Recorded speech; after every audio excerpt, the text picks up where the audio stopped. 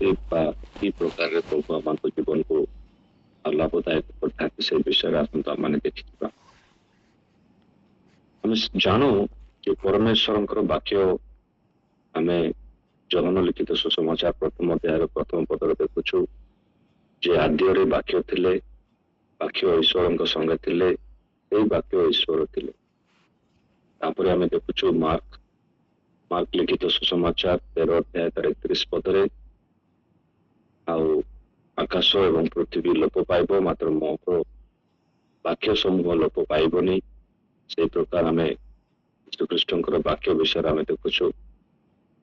ଆଉ ଅନେକ ଥର ଆମେ এই ବିଷୟ ମଧ୍ୟ ପଢିଛୁ।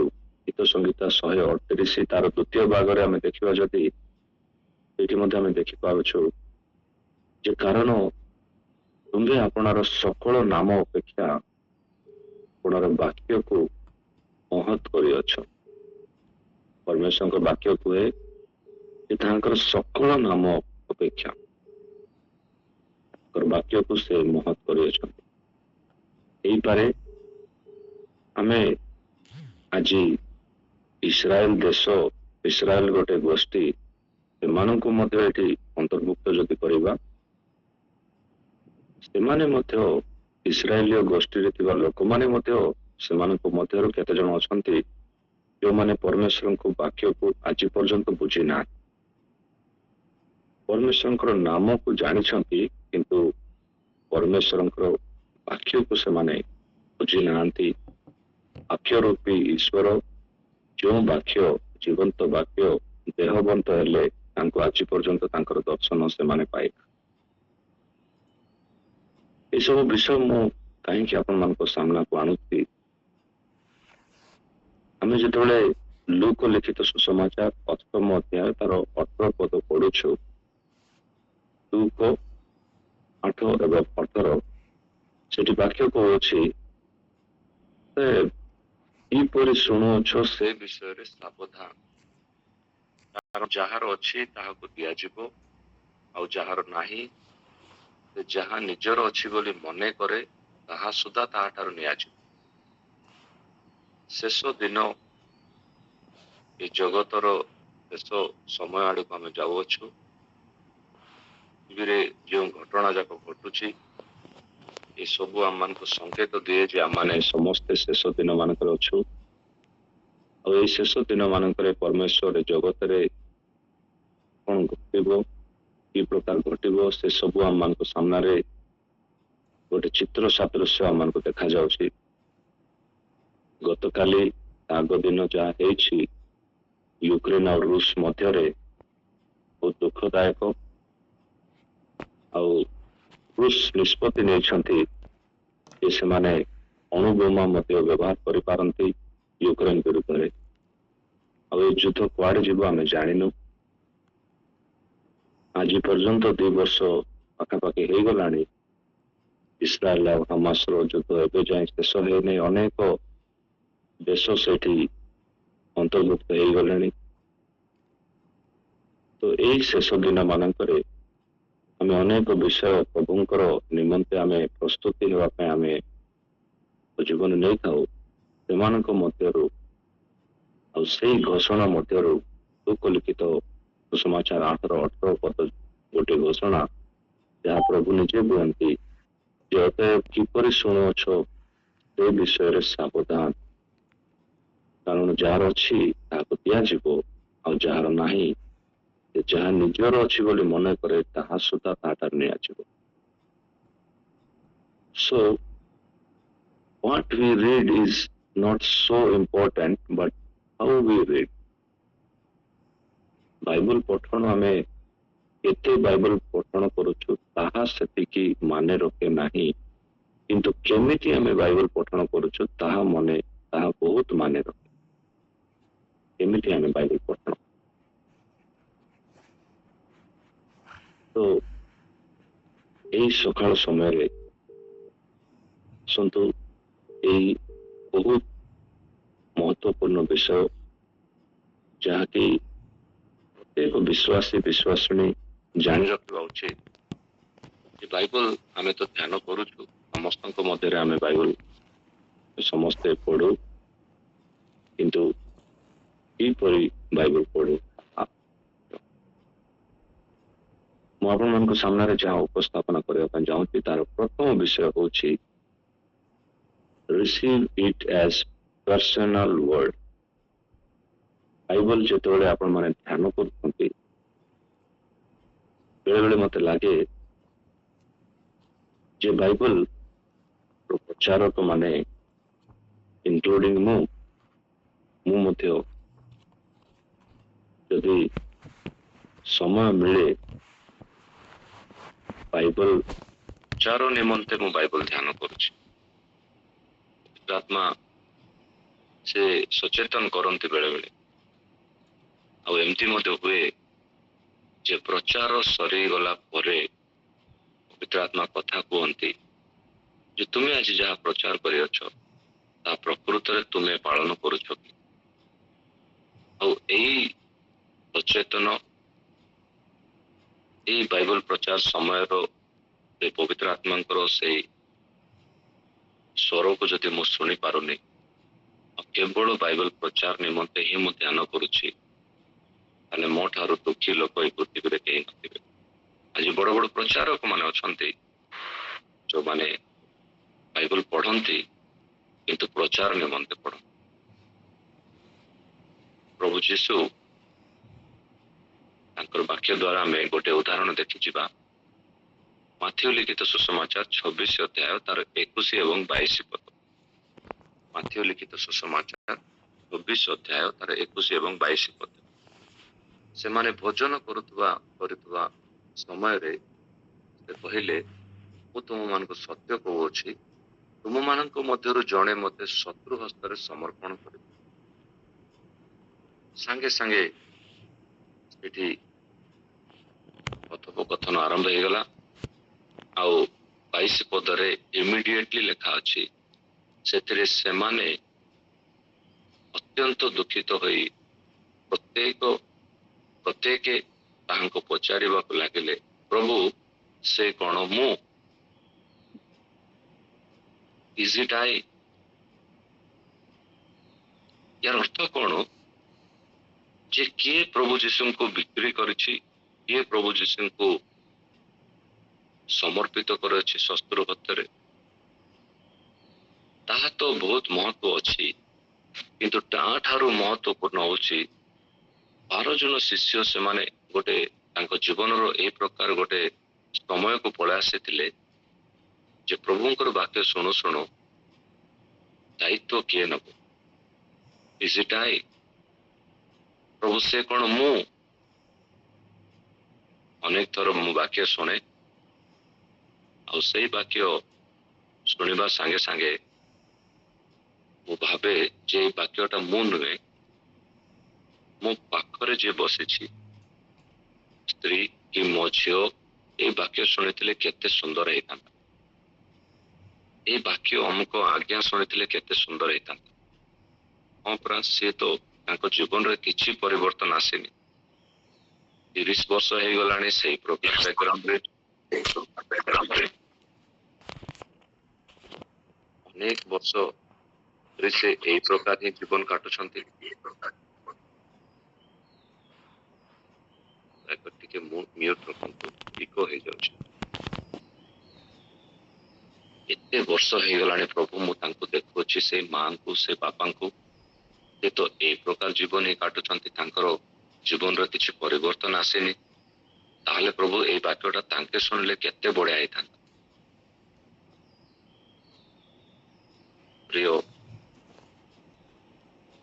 ପ୍ରିୟମାନେ, ଆମେ ଯେତେବେଳେ ବାକ୍ୟ ଧ୍ୟାନ କରୁଛୁ ପ୍ରଥମ ବିଷୟ ଆମମାନଙ୍କର ମନରେ ଖୋଳି ପଡିବା ଉଚିତ ଯେ ଏଇ ବାକ୍ୟ କଣ ନିମନ୍ତେ, ଏଇ ବାକ୍ୟ ଦ୍ୱାରା କଣ ମୁଁ ସବୁଠାରୁ ଅଧିକ ଲାଭବାନ ହେଇପାରିବି?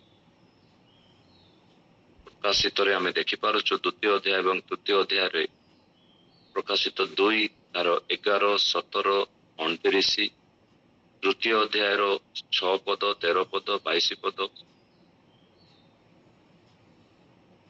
ମଣ୍ଡଳୀ ଗଣକୁ ଆତ୍ମା କଣ କହନ୍ତି, ଯାହାର କର୍ଣ୍ଣ ଅଛି ସେ ତାହା ଶୁଣୁ, ଯାହାର କର୍ଣ୍ଣ ଅଛି ସେ ତାହା ଶୁଣୁ। ପ୍ରଭୁ ସମସ୍ତଙ୍କର କର୍ଣ୍ଣ ଥାଏ, ସମସ୍ତେ ଶୁଣନ୍ତି, କିନ୍ତୁ ଶୁଣିବା ଉପରେ ପ୍ରଭୁ ଏତେ ଜୋର ଦେଇକି କି ପ୍ରକାର ଆମେ ଶୁଣୁଛୁ। Let him hear carefully who has an ear. କର୍ଣ୍ଣ ତ ସମସ୍ତଙ୍କ ଥାଏ, କିନ୍ତୁ କି ପ୍ରକାର ଆମେ ଶୁଣୁଛୁ। ଆଉ ଏଠି ଆମେ ଯଦି ଦେଖିବା ବହୁତ ସୁନ୍ଦର ଭାବରେ ଆମେ ଏଭ୍ରି ପୁସ୍ତକ ତାର 10ମ ଅଧ୍ୟାୟର 7 ପଦରେ ଆମେ ଦେଖିପାରୁଛୁ, ଇନକ୍ଲୁଡିଂ ଯୀଶୁଖ୍ରୀଷ୍ଟ। ଯୀଶୁଖ୍ରୀଷ୍ଟ ମଧ୍ୟ ପ୍ରଭୁ ଏ ପ୍ରକାର କୁହନ୍ତି, ସେତେବେଳେ ମୁଁ କହିଲି ଦେଖ ଶାସ୍ତ୍ରରେ ମୋ ବିଷୟରେ ଲେଖା ଅଛି, ହେ ଈଶ୍ୱର ତୁମ୍ଭର ଇଚ୍ଛା ସାଧନ କରିବାକୁ ମୁଁ ଆସି ଅଛି। ଶାସ୍ତ୍ରରେ ମୋ ବିଷୟରେ ଲେଖା ଅଛି, ବହୁତ ଭଲ, ବହୁତ ସୁନ୍ଦର। ଯେତେବେଳେ କେତେଟା ଉଦାହରଣ ଆମେ ଶୁଣୁଛୁ ପାଳକ ଆଜ୍ଞା ମାନଙ୍କର ମୁଖରୁ, ବକ୍ତା ମାନଙ୍କର ମୁଖରୁ, ପୁଲପିଟ ଉପରରୁ, ବେଦୀ ଉପରରୁ ଆମ ନାଁ ଗୁଡିକ ଶୁଭାଯାଏ, ଅମୁକ ଭଉଣୀ, ଅମୁକ ଭାଇ, ସେମାନେ କେତେ ଭଲ କାମ କରନ୍ତି, ସେମାନଙ୍କର ଜୀବନରେ ପ୍ରଭୁଙ୍କର ଯୋଜନା କି ସୁନ୍ଦର ଅଛି, ଏ ପ୍ରକାର ଆମେ ଶୁଣୁ, ଆମେ ଉଛୁଳି ପଡୁ ସାଙ୍ଗେ ସାଙ୍ଗେ। କହୁଛନ୍ତି ଯେ ସେତେବେଳେ ମୁଁ କହିଲି ଦେଖ ଶାସ୍ତ୍ରରେ ଯାହା ସବୁ ଲେଖା ଅଛି ମୋ ବିଷୟରେ ଲେଖା ଅଛି। କେତେ ସୁନ୍ଦର ଭାବରେ ସେ କହୁଅଛନ୍ତି, କିନ୍ତୁ ତା ସାଙ୍ଗେ ସାଙ୍ଗେ ପ୍ରଭୁ କଣ କହୁଛନ୍ତି, ହଁ ଶାସ୍ତ୍ରରେ ମୋ ବିଷୟରେ ହିଁ ସବୁ ଲେଖା ଅଛି, କିନ୍ତୁ କଣ ପାଇଁ ଲେଖା ଅଛି, କୌଣସି ଦର୍ପ ନିମନ୍ତେ ନୁହେଁ, କିନ୍ତୁ ଗୋଟେ ବିଷୟ ନିମନ୍ତେ ଯେ ମୁଁ ପ୍ରଭୁଙ୍କର ଇଚ୍ଛା ସଫଳ କରିବି।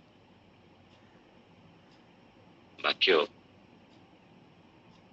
ପ୍ରଭୁଙ୍କର ଇଚ୍ଛା ସଫଳ କରିବା ନିମନ୍ତେ ଆମେ କରୁଥିବା ସେଇ ସମୟକୁ ଆମେ ଟିକେ ନିଜକୁ ପରୀକ୍ଷିତ କରି ଦେଖିବା। ଏ ବାକ୍ୟ ଶୁଣୁଥିବା ସମୟରେ এই ବାକ୍ୟ ମୋ ଜୀବନରେ ପର୍ସନାଲ ଭାବରେ ବ୍ୟବହୃତ ହେଉଛି କି, ପର୍ସନାଲି ମୋ ଜୀବନରେ କାର୍ଯ୍ୟ କରୁଛି, ଏ ପ୍ରକାର ଅନୁମତି ମୁଁ ବାକ୍ୟକୁ ଦେଇଅଛି। ଦ୍ୱିତୀୟ ବିଷୟ ହେଉଛି ପରମେଶ୍ୱରଙ୍କର ବାକ୍ୟକୁ ବାରମ୍ବାର ଆମେ ଧ୍ୟାନ କରିବା ଉଚିତ। ଥରେ ପଢିକି ଛାଡ଼ିଦେବା ନୁହେଁ, କିନ୍ତୁ ବାରମ୍ବାର ଆମେ ଧ୍ୟାନ କରିବା ଉଚିତ। ଆମେ ଯେତେବେଳେ ଦେଖୁଛୁ ଲୁକ ଲିଖିତ ସୁସମାଚାର 2ୟ ଅଧ୍ୟାୟର 19 ପଦ, ଆଉ ସେଇ ଅଧ୍ୟାୟରେ ହିଁ 50 ପଦ ଏବଂ 51 ପଦ ଦିଥର ଆମେ ଦେଖିପାରୁଛୁ ମରିୟମଙ୍କ ଜୀବନ। ବାଇବଲ କହୁଛି, କିନ୍ତୁ ମରିୟମ ଏହି ସମସ୍ତ କଥା ହୃଦୟରେ ଆନ୍ଦୋଳନ କରିବାକୁ ଲାଗିଲେ। She kept the word in her heart, meditated again and again. He was thinking about it, pondering about it. ମାନେ କଣ, ଦ୍ୱିତୀୟ ବିଷୟ ହେଉଛି ruminate the word again and again. ruminate ର ଅର୍ଥ ହେଉଛି ପାକୁଳେଇବା। reading for a limit of 30 minutes, 1 hour, 2 hour. ଆମେ ବାକ୍ୟ ପଢିବାର ଯୋଉ ସମୟ ସୀମାକୁ ଆମେ ରଖିଥାଉଛୁ, 2 ଘଣ୍ଟା, 3 ଘଣ୍ଟା କି ଅଧଘଣ୍ଟା ବାଇବଲରେ ଆମେ ଧ୍ୟାନ କରୁଛୁ, କିନ୍ତୁ ଗୀତ ସଂହିତା ପ୍ରଥମ ଗୀତ ସଂହିତା ଯେତେବେଳେ ଆମେ ପଢୁଛୁ, ଏ ପଦରେ ଏହି ପ୍ରକାର ଲେଖାଯାଏ, ଯେଉଁ ଜନ ଦୁଷ୍ଟମାନଙ୍କ ମଣ୍ଡଳୀରେ ମନ୍ତ୍ରଣାରେ ଚାଲେ ନାହିଁ, ଅବା ମାନଙ୍କ ଠିଆ ହୁଏ ନାହିଁ, କି ଅବା ନିନ୍ଦକ ମାନଙ୍କ ସଭାରେ ବସେ ନାହିଁ। ଏତି ପର୍ଯ୍ୟନ୍ତ ଠିକ ଅଛି, କିନ୍ତୁ ପ୍ରଭୁ କଣ କହିବା ପାଇଁ ଚାହୁଁଛନ୍ତି, ମାତ୍ର ସଦା ପ୍ରଭୁଙ୍କ ବ୍ୟବସ୍ଥାରେ ଯାହାର ଆମୋଦ ଥାଏ, ଓ ଯେ ଦିବା ରାତ୍ର ବ୍ୟବସ୍ଥା ଧ୍ୟାନ କରେ, ଦିବା ରାତ୍ର ଧ୍ୟାନ କରିବାଟା ହଉଛି, ପ୍ରିୟ ଶ୍ରୋତାଗଣ, ଆମେ ଯଦି ମିନିଟର ପ୍ରକୃତ ପଦର ଅର୍ଥକୁ ଦେଖିବା, ଆଜି ଆମେ ଭାରତରେ ଗୋଟେ ଏ ପ୍ରକାର ପରିସ୍ଥିତି ଦେଖୁଛୁ ଯେ ରାସ୍ତା ଉପରେ ମଣିଷ ମାନେ ତ ଅଛନ୍ତି, କିନ୍ତୁ ପରମିଶନ ଗାଈ ମାନଙ୍କୁ ମଧ୍ୟ ଅଧିକ ଦିଆଗଲା। ସେମାନେ ମଧ୍ୟ ରାସ୍ତା ଉପରେ ରହିପାରିବେ, ତାଙ୍କୁ କେହି ମଧ୍ୟ ଛାଡେଇ ପାରିବେନି କି ସାଇଡ ହୋ ଉଠ ବୋଲି କହିପାରିବନି। ବିଶେଷ କରି କଟକ ସହରରେ ଆଗରୁ ଟ୍ରାଫିକ ଜାମ୍ ଥିଲା, आबे आउ टिके अधिक बाकी कहूची कि घरे पालुवा पशु गुड़िक जो रोड उपरक किंतु मु कौन कहवाई चाहूँगी गाई मानक आम जो देखुचु से जो घास पाल खाती से खाई सारे राति से पाकुलांती से पार्टी चली थाए as if something they are eating सामने किसी न थाए खाइबा पई किंतु जहां से माने दिन बेले यही पारे से माने हठात पार्टी भीतर को नहीं जाती से माने गोटे जगार स्टोर कर रखती आउ सेटा पार्टी रे नहीं आसी से माने सेटा को पाकुले पाकुले आउ थरे जीर्ण करन this is the meaning of rumination in it लिखित सुसमाचार 13 अध्याय 4 एवं 19 पद जदि पढ़िबे दुईटा जगह मत आम जानी पारुछु से मंजी विषय जो प्रभु कहते से 19 पद कहते जे कही राज्यर वाक्य शुण शुण शुणी न बुझती न बुझी बुझती पापात्मा आसी हृदय जहा बुणा जाइथिला ताहा हरण करने बुझा पर्यंत वाक्य ध्यान करने विषय प्रभु ये उल्लेख कर जनक बुणा जाइथिबा बाट पाखरे भूमि सदृश जो माने वाक्य को बुझती ना से जीवन रे बाट पाखरे पड़ जाए जोटा कि हरण करा शैतान द्वारा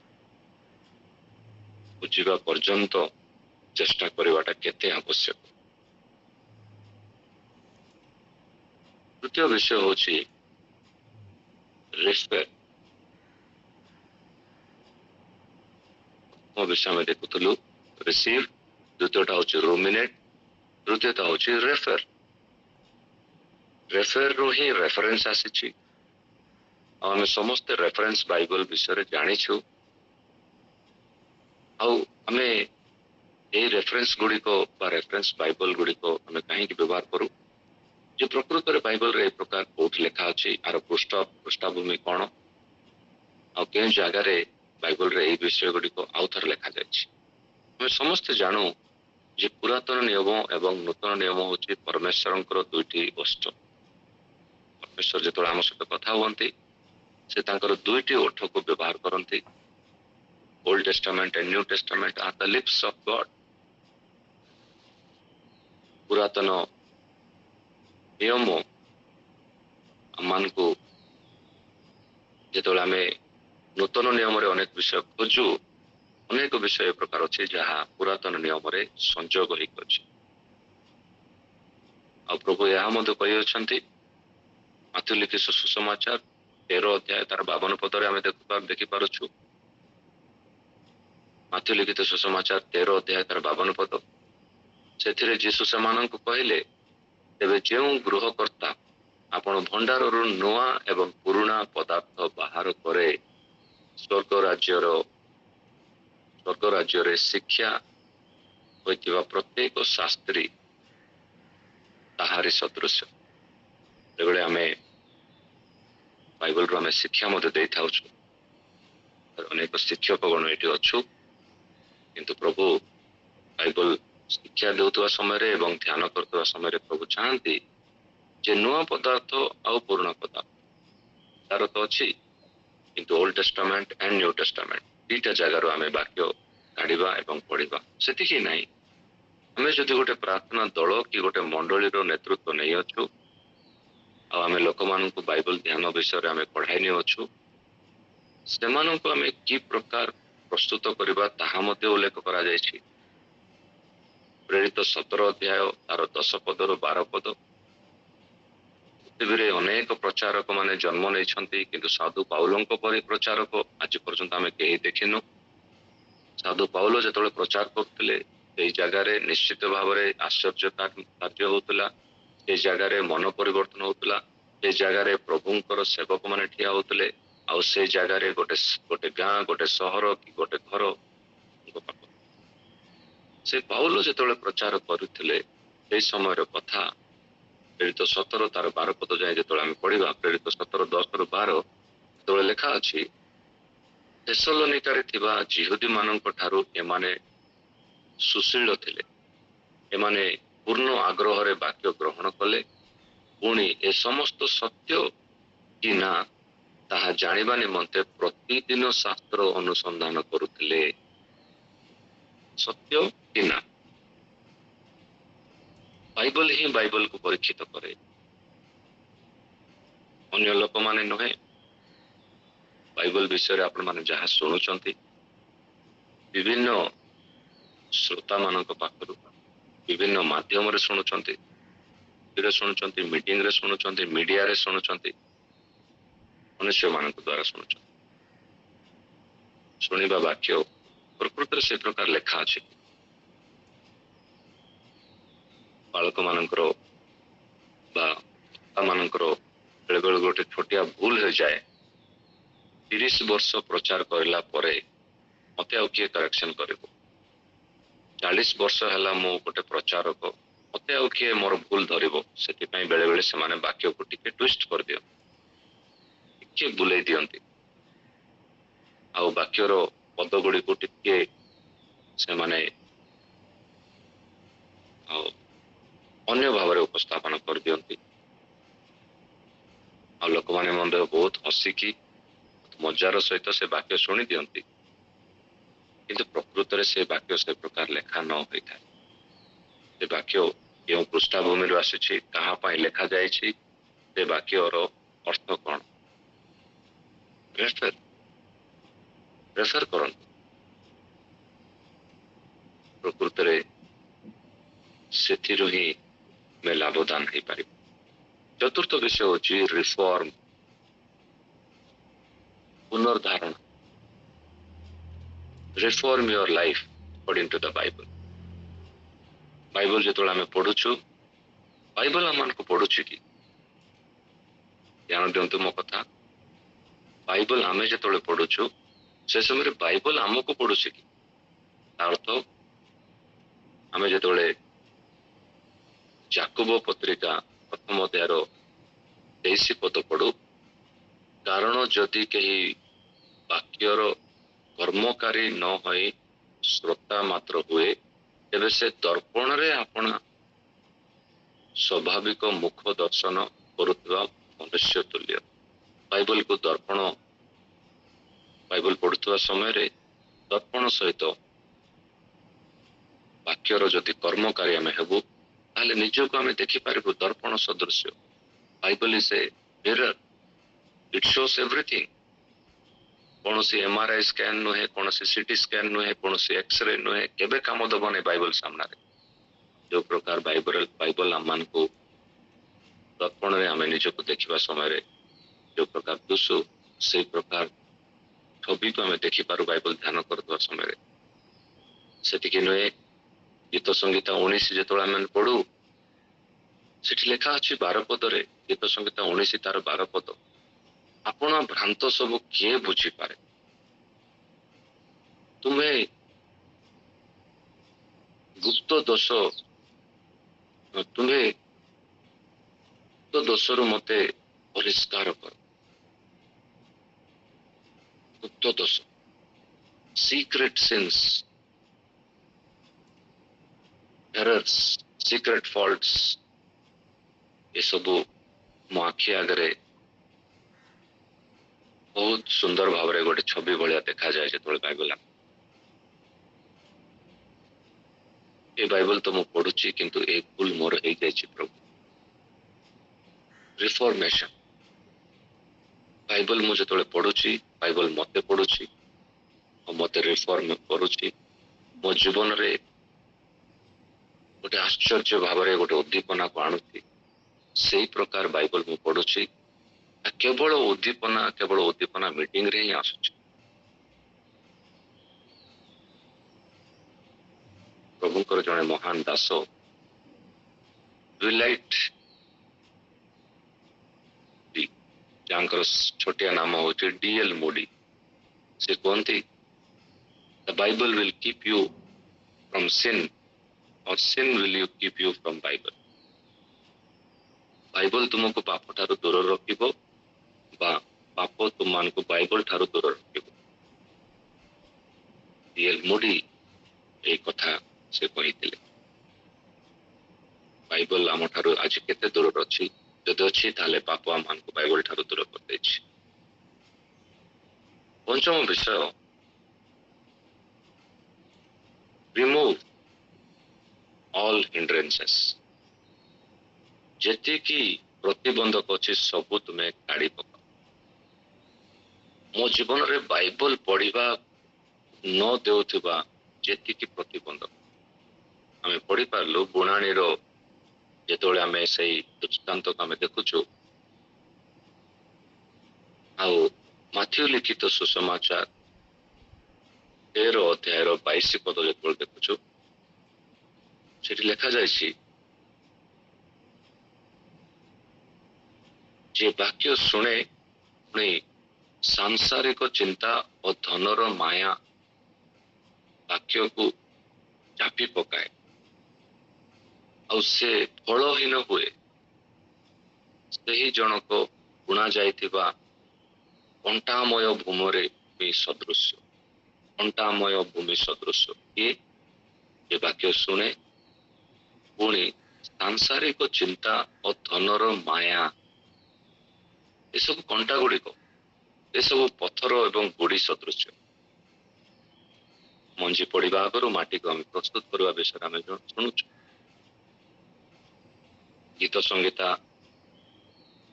ଇସ୍ରାଏଲୀୟ ମାନଙ୍କ ପାଇଁ ସବୁଠୁ ଶ୍ରେଷ୍ଠ ପୂର୍ଣ୍ଣ ଗୀତ ଗୁଡିକ ପ୍ରଭୁ ତାଙ୍କ ଲୋକମାନଙ୍କୁ ପ୍ରଭୁ ଦେଇଅଛନ୍ତି। କିନ୍ତୁ ସେଇ ଗୀତ ସଂଗୀତାର ପ୍ରଥମ ଗୀତ ସଂଗୀତାରେ ହିଁ ପ୍ରଭୁ ଆମମାନଙ୍କୁ ସଚେତନ କରିଦିଅନ୍ତି। ପ୍ରଥମ ଗୀତ ସଂଗୀତାର 1 ଏବଂ 2 ପଦ୍ୟରେ ଆମେ ଦେଖିପାରୁଛୁ କେତେ ସୁନ୍ଦର ଭାବରେ ପ୍ରଭୁ କହୁଛନ୍ତି ଯେ ଆମେ କି ପ୍ରକାର ଗୀତ ସଂଗୀତାରେ ଆମେ ଦେଖିପାରୁଛୁ ଯେ ଯେଉଁ ଜଣ ଦୁଷ୍ଟ ମାନଙ୍କ ମନ୍ତ୍ରଣାରେ ଚାଲେ ନାହିଁ ବା ପାପୀ ମାନଙ୍କ ମାର୍ଗରେ ଠିଆ ହୁଏ ନାହିଁ ବା ନିନ୍ଦୁକ ମାନଙ୍କ ସଭାରେ ବସେ ନାହିଁ, ଏସବୁ ପ୍ରଭୁ କାହିଁକି କହୁଛନ୍ତି? ଏସବୁ ହଉଛି ହିଣ୍ଡ୍ରାନ୍ସେସ୍, ଏସବୁ ହଉଛି ପ୍ରତିବନ୍ଧକ। ପ୍ରଭୁ ଚାହୁଁଛନ୍ତି ସେଇ ସବୁ ପ୍ରତିବନ୍ଧକକୁ ଆମେ କାଢିଦେବା ଆମମାନଙ୍କ ଜୀବନରୁ, ତାହେଲେ ଆମେ ଠିକରେ ବାଇବଲ ପଢିପାରିବା। ସେତିକି ନୁହେଁ, ପ୍ରଥମ ପିତର 2 ଅଧ୍ୟାୟର ପ୍ରଥମ 3 ପଦ ଆମେ ଯେତେବେଳେ ଦେଖୁଛୁ ସେଠି ମଧ୍ୟ ଦେଖିପାରୁଛୁ। ପ୍ରଥମ ପିତର 2:1-2-3ରେ ଆଉ ସେଇଠି ଆମେ ଦେଖିପାରୁଛୁ ପଦରେ ଲେଖାଯାଏ, ତାହେଲେ ସମସ୍ତ ପ୍ରକାର ଦୁଷ୍ଟତା, ଛଳ, କପଟ, ଈର୍ଷା, ପରନିନ୍ଦା ପରିତ୍ୟାଗ କର। ପରନିନ୍ଦା ପରିତ୍ୟାଗ କର। ମଲ୍ଟି ରିଲେସନସିପ, ଏସବୁ ହିଣ୍ଡ୍ରାନ୍ସେସ୍, ଏସବୁ ହଉଛି ପ୍ରତିବନ୍ଧକ ଯାହା ଆମମାନଙ୍କୁ ବାଇବଲଙ୍କ ପାଖକୁ, ବାଇବଲ ଭିତ୍ତିକ ଜୀବନ ଦିଏ ନାହିଁ। କୋଉଠି ଅଛୁ ଆଜି ଆମେ? 5 ମାସ ସରିଗଲା, 6ଠ ମାସରେ ଆମେ ଅଛୁ, କିନ୍ତୁ ଆମମାନଙ୍କ ଆତ୍ମିକ ଜୀବନରେ ଆମେ କୋଉଠି? 6 ନମ୍ବର ବିଷୟ ହଉଛି ଆମେ ପଢିଯିବା କଲୋସିୟ 3 ଅଧ୍ୟାୟର 16 ପଦ। କଲୋସିୟ 3 ଅଧ୍ୟାୟର 16 ପଦ। ଖ୍ରୀଷ୍ଟଙ୍କ ବାକ୍ୟ ପ୍ରଚୁର ଭାବେ ତୁମମାନଙ୍କ ଠାରେ ବାସ କରୁ। ପ୍ରଚୁର ଭାବେ। ପ୍ରଥମେ ଏଇଟା ଆପଣ ମାନେ ଜାଣି ରଖନ୍ତୁ, ଇଂରାଜୀରେ ଗୋଟେ କୋଟେସନ ଅଛି, ମୋର ଦ ଆଉଟଫ୍ଲୋ ମୋର ଦ ଇନଫ୍ଲୋ। ଆପଣ ମାନେ ଯେତେବେଳେ ଆପଣଙ୍କ ଘର ଟ୍ୟାପକୁ ଖୋଲନ୍ତି, ପାଣିର ଜଳର ନଳକୁ ଯେତେବେଳେ ଖୋଲନ୍ତି, ମୋଟର ଲଗେଇବା ସାଙ୍ଗେ ସାଙ୍ଗେ ଯଦି ଆପଣ ମାନେ ଟ୍ୟାପ ଖୋଲିଦେବେ, ପାଣି ଯେତେ ଜୋରରେ ବାହାରକୁ ବାହାରିବ ସେତେ ଜୋରରେ ପାଣି ଉପରକୁ ଉଠିବ। ବୁଝନ୍ତୁ ମୁଁ କହିବାଟା, ଟ୍ୟାଙ୍କରୁ ଯେତେବେଳେ ପାଣି ଆସେ, ନଳ ଯେତେ ପର୍ଯ୍ୟନ୍ତ ଆମେ ଖୋଲିନୁ ସେତେ ପର୍ଯ୍ୟନ୍ତ ପାଣି ବାହାରେ ନାହିଁ, କିନ୍ତୁ ପାଣି ଯେତେ ଜୋରରେ ପାଣି ବାହାରକୁ ବାହାରେ ସେତିକି ଜୋରରେ ପାଣି ଟ୍ୟାପ ଭିତରକୁ ମଧ୍ୟ ଆସେ।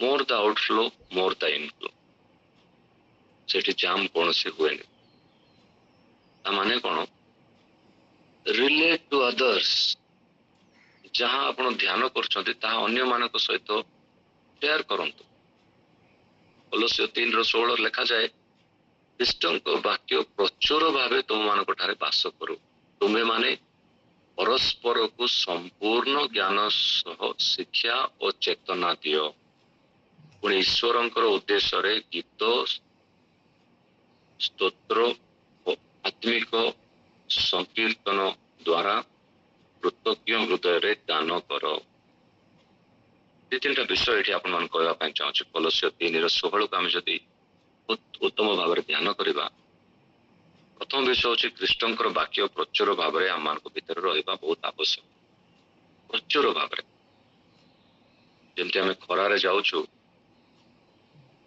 दिने बहुत कटकर ये झांझी पवन रे देह टे खराब हो जाता आम डॉक्टर पाक जाइली डॉक्टर कहले बाबूरे तुम किसी ही ना केवल तुम टे ओआरएस पीले अरे एत बड़ डॉक्टर भाविक मुझे पाक आसी मत किसी ट्रीटमेंट देवे ये कौन एत सहजरे कहीदे खाली ओआरएस पीले हो बस बेले बेले आम जीवन में सेमती ही था वाक्य जो वाक्यर प्रचुरता जो आम जीवन में न थाए बलहीन एवं बल शून्य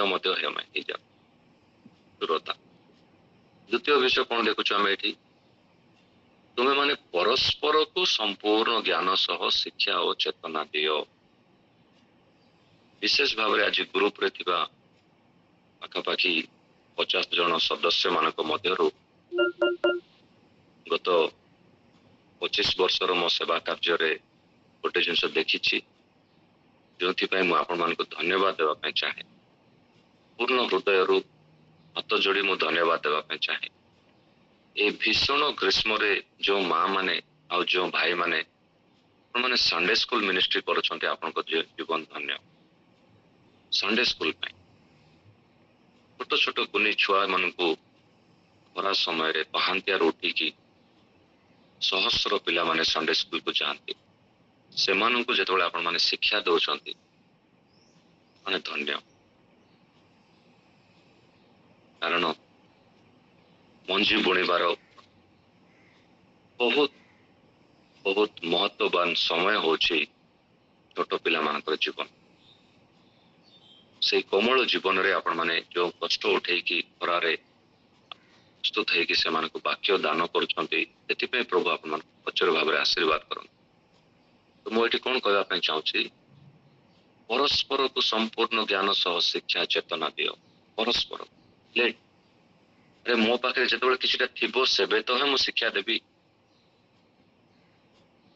व्हाट आई हैव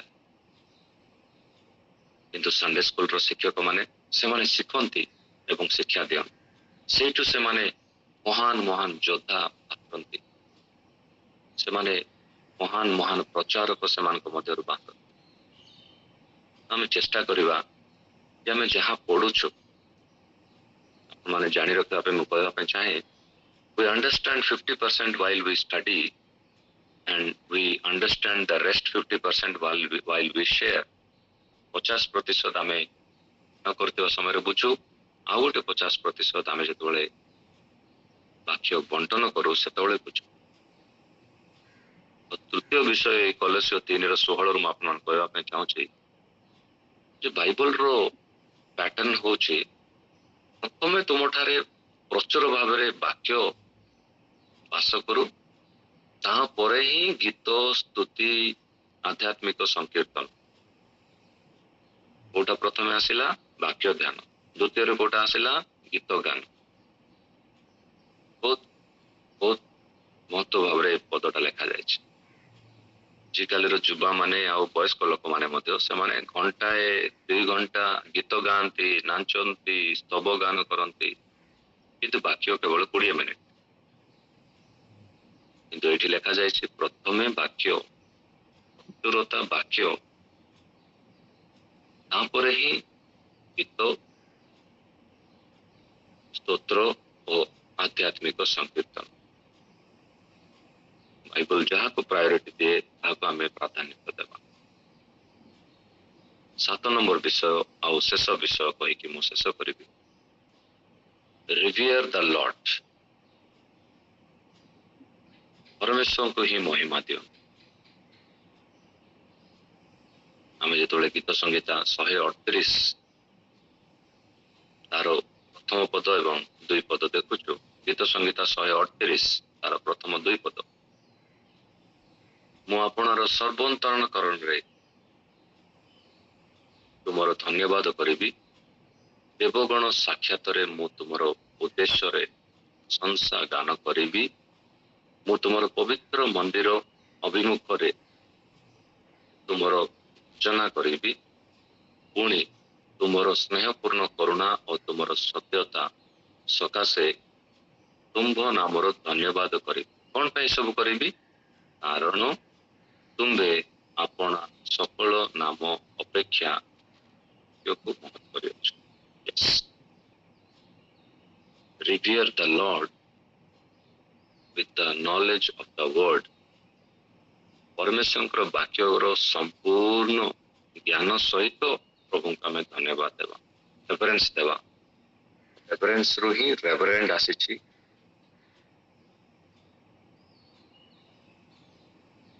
आमे से रेवरेंड पदर अर्थ एटी देखि पारछु परमेश्वर को आमे रेफरेंस देवा सी आमनकर रेवरेंड और से परमेश्वर तांको गीत संगीता लेखक कहती जे मु तुमको से प्रकार धन्यवाद देवी कहीं धन्यवाद देवी कारण तुम नाम सकल नाम अपेक्षा तुम तुम मत कर शेष गोटे पद आम शेष करवा ईसाय 55 अध्याय तार 10 पद एवं 11 पद कौन पे मु वाक्य ध्यान पे एतिकी आपण मानकु अनुरोध करूछि कारण कौन ईसाय 55 तार 10 पद एवं 11 पद जेहेतु जेपरी वृष्टि और हिम आकाशर तलकू आमे सेठाकू फेरी जाए ना वृष्टि और हिम आकाशर तलकू आसे और सेठाकू से फेरी जाए मात्र भूमि को संतरा करे पुणी फलवती और तृणादि उत्पन्न करी उपनकारी को बीज और भोजनकारी को दियंती 11 पद आंब मुखर विगत वाक्य सेपरी हेबो ताहा निष्फल होई आम निकट को फेरी आसीबो नाही मात्र आमे जहाँ इच्छा करू ताहा सिद्ध करिबो और जो कार्य पाई आमे प्रेरण करू ताहा कर्तृत्व ताहा ताहा कृतार्थ हेबो परमेश्वर वाक्य केबे मध्य निष्फल होई परमेश्वर निकट को फेरी आसीबो नाही तो आपण मानकु से चेतना दियंतु सचेतन करंतु जागृत करंतु जे आमे व्यक्तिगत भाव रे पारिवारिक भाव रे पांडलिक भाव रे परमेश्वर वाक्य को सही ध्यान देवा आउ से वाक्य को सबुठारु उच्च देवा आ वाक्य ध्यान रे व्यक्तिगत भाव रे मध्य पड़ी जिबा प्रभु आपण समस्त को बाहुल्य भाव रे आशीर्वाद करंतु आमेन